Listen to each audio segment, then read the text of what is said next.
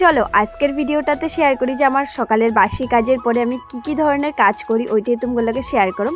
তা hello everyone, good morning. কিন্তু জিতের পাপা ঘুম থেকে উঠে গেছে, একটু রৌদ্র ফুয়াইতেছে, আর এদিকে জিত পাপা করতেছে দিকদারি, কারণ ব্রাশ আর কলগেট দেখছে। অলরেডি কিন্তু জিত পাপারে আমি ব্রাশ করাই দিছি, মানে ব্রেকফাস্টটাও কমপ্লিট করাই দিছি। তো আজকে কিন্তু স্পেশালি বানানো হয়েছিল চিতল পিঠা।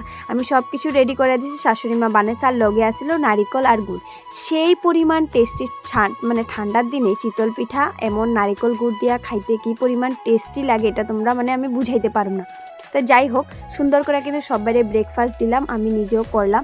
তারপরে আমি আর জিত পাপা গেলাম একটু পাথারে, কারণ আমগো তো গ্রামের বাড়িতে আমরা পাথারে না করলে তো কোনো কিছু হইব না।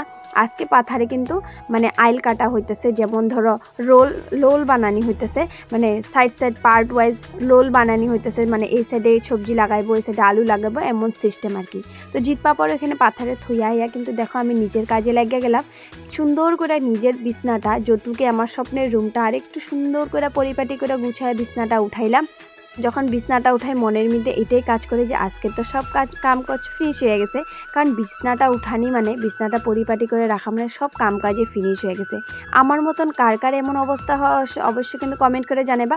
দেখো আমি কিন্তু সোশ্যাল মিডিয়াতে কাজ করি, যেমন ইউটিউব, ইনস্টাগ্রাম, ফেসবুক, সব কিছু আমি অল টাইম অ্যাক্টিভ থাকতে লাগে, তাই কি না?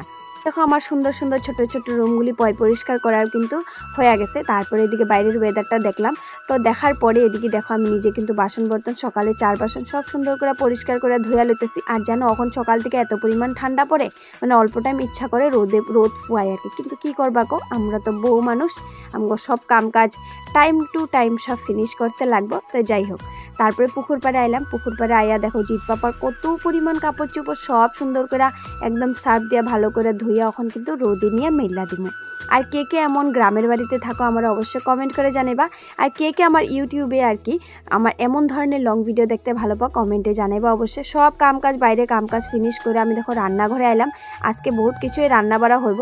আর এখন কিন্তু আপাতত যে সবজিটা বানাইতেছি আলু দিয়া মাছ দিয়া, তো সুন্দর করে মশলাটা কষাইয়া এদিকে দেখো কিন্তু বানানি হইতেছে সবজিটা। আজকে বানাইছি ডাইলের বড়া, তারপরে কুমড় দিয়া ডাইলের বড়া দিয়ে একদম শুকনা শুকনা করে ভাজা আর আলু দিয়া মাছ।